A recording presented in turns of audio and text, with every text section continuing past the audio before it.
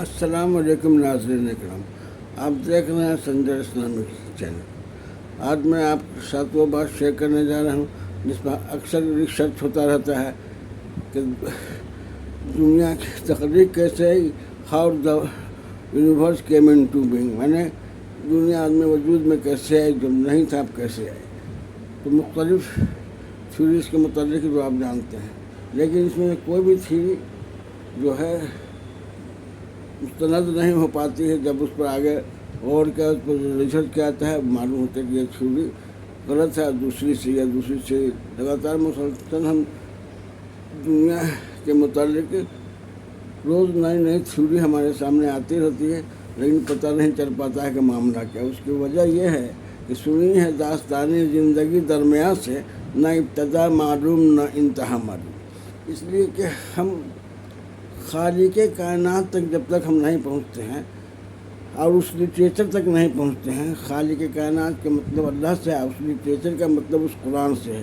تو اللہ تعالیٰ نے قرآن میں تخلیق کائنات کے متعلق بہت ساری باتیں بیان کر دی ہیں، پلانٹ کے بارے میں اور سیٹلائٹ کے بارے میں اور اسٹار کے متعلق، یہاں تک کہ گلیکسی کے بارے میں بھی بتا دیا اللہ تعالیٰ نے۔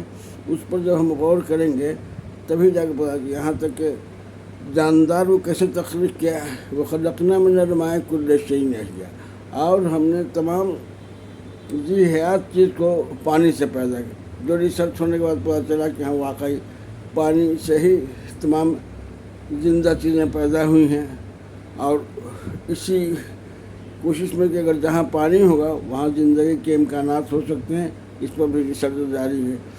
لیکن اب معاملہ آتا ہے کہ کون صحیح تھیوری واقعی کائنات کیسے وجود میں آئی۔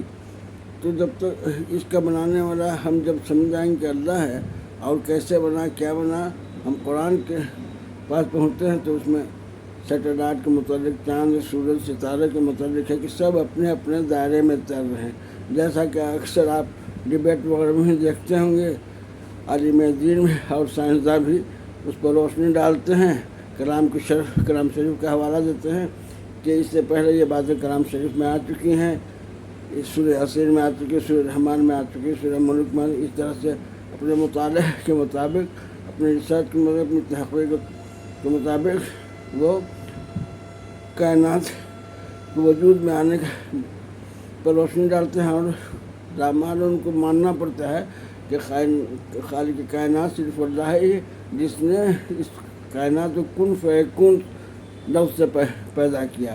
اس سے بھی پتہ چلتا ہے کہ وہ بگ بینگ تھیوری کی آواز کو ساؤنڈ کے نینگ کن فیکون ساؤنڈ ہی کیسا ہوتا ہے، جو مین کن جو ہے مین کن فیکون، اس طرح سے آواز کو آپ ملائیں گے تو وہ بگ بینگ ہی کن فیکون ہے۔ وہ اللہ تعالیٰ نے جو کن فیکون کہا، ایک ایسی آواز پیدا ہے جس کو انہوں نے بگ بینگ ریسرچ کر کے اس تک پر یہی بگ بینگ یہی ہے۔ کن لفظ کو لگا کہیں وائبریٹ کی جگہ تو گھنٹے میں جو آواز ہوگی وہ بگ بینگ ہے۔ بہرحال اس پر ہم کوئی ریسرچ نہیں کرنا، ساؤنڈ تھیوری پر جا رہا ہے، مجھے لائٹ کی تھیوری پر جانا ہے۔ مجھے یہ اب سرچ کرنا ہے کہ خالق کائنات اللہ ہی، اور اللہ ہی نے اس کو پیدا کیا ہے۔ جب ہم کلام شریف کو کھولتے ہیں، صاف اللہ تعالیٰ کرتا ہے کہ میں ہی سارے جہان کا رب، الحمدللہ رب العالمین، مانے کہ اس نے اس دنیا کے علاوہ بھی دوسری دنیا کا بھی تعارف کرا دیا ہے کہ اسی ارتھ پر مت جائے، اس یونیورس پر جو تم دیکھتے ہو کچھ بھی نہیں ہے۔ یوں سمجھے کہ آپ کنویں کے میڈک ہیں، اب اس میں سے کوئی میڈک باہر نکل گیا تو دیکھتا ہے کہ نہیں یہ وسیع تر ہے، پھر اس سے بھی میڈک جو باہر نکلا کہا کہ اس سے بھی وسیع تر ہے۔ یعنی ہر میڈک جو اپنے اپنے کنویں سے باہر ہوتا ہے اس کو وسیع تر پاتا ہے، اور آخر میں اس نتیجے پڑتا ہے کہ دنیا وسیع ہوتی جا رہی، دنیا وسیع ہوتی جا رہی۔ تو جو سائنٹیفک موجود ہے کہ وہ وسیع تر ہے اور وسیع تر ہوتی چلی جا رہی ہے۔ اب کائنات کو تخلیق کا کس لیے پیدا کیا؟ تاکہ میں تمہیں آزمائیں کہ تم سے کون اچھے عمل کرتا ہے، یعنی کلام شریف میں باندھ دیا کہ تمہارا یہی کام ہے، اور اس کے متعلق جاننے کی کوشش مت کرو۔ زندگی کیا ہے، روح کیا ہے، اس کے متعلق تم لاکھ کوشش کرو گے تمہاری علم تمہارا نالج جو محدود ہے اس سے اس کو تم نہیں سمجھ سکتے ہو. جزاک اللہ خیر. بولے جب بھی کرا دنیا کے متعلق جانکاری کوشش ہو آپ سورہ یاسین، سورہ رحمان، سورہ نجم اور سورہ ملک کی تلاوت جب کریں گے تو آپ کو تسلی بخش جواب اس سے ملے گا.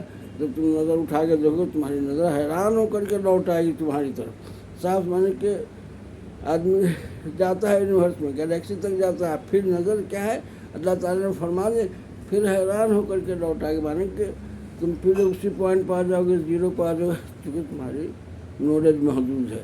اس لیے ہم کلام شریف میں اللہ تعالیٰ نے بتایا ہے کہ دنیا تخلیق کا مقصد یہ تھا کہ ہم تمہیں آزمائیں کہ تم سے کون بھلے کام کو تم، اور اس کام کو اللہ تعالیٰ نے کلام شریف میں فرما دیا کیسے جینا ہے، کیسے مرنا ہے. یہ لٹریچر، یہ دنیا ہے اور اس میں رہنے کا طریقہ کیا ہے، اس کا لٹریچر یہ مینول ہے. کلام شریف جو ہے مینول ہے، جس میں رہنے کا طریقہ ہے. خالی کائنات میں جب کوئی کمپنی کوئی پروڈکٹ بناتا ہے، کوئی مشین بناتا ہے تو اس کا لٹریچر بھی دیتا ہے تو کہ اسے کیسے ہینڈل کیا، یعنی دنیا کو کیسے ہینڈل کیا، کیسے جئیں، کیسے رہیں گے، اس کے لیے کلام شریف ہے. اس کے علاوہ کوئی دوسرا راستہ نہیں ہے. ہم کلام شریف کو فالو کریں، اس کی اتباع کریں. خود حضور صلی اللہ علیہ وسلم کو اللہ تعالیٰ نے 12 مقام میں کہا ہے لَتُطِعِ الْكَافِرِينَ وَمَعَهُمْ، کافر کی اتباع نہ کرو، تم وہ کرو جو ہم نے تمہیں کلام سے. جب آپ غور کیجیے کہ اللہ تعالیٰ پیغمبر کو کہا ہے کہ تم وہ کرو تو تمہارا حکم وہی اس سے ہوتا ہے، اس کی اتباع کرو، اور کافر اور منافق کی اتباع نہ کرو.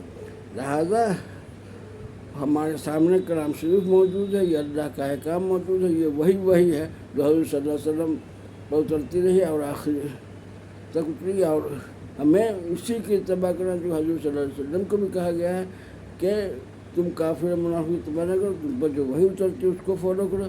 یعنی کہ کلام شریف کو فالو کرنے کے علاوہ ہمارے پاس کوئی چارہ نہیں. جبکہ رسول کو بھی کہا گیا ہے کہ تم اس کو فالو کرو اور باقی کو سب چھوڑ دو.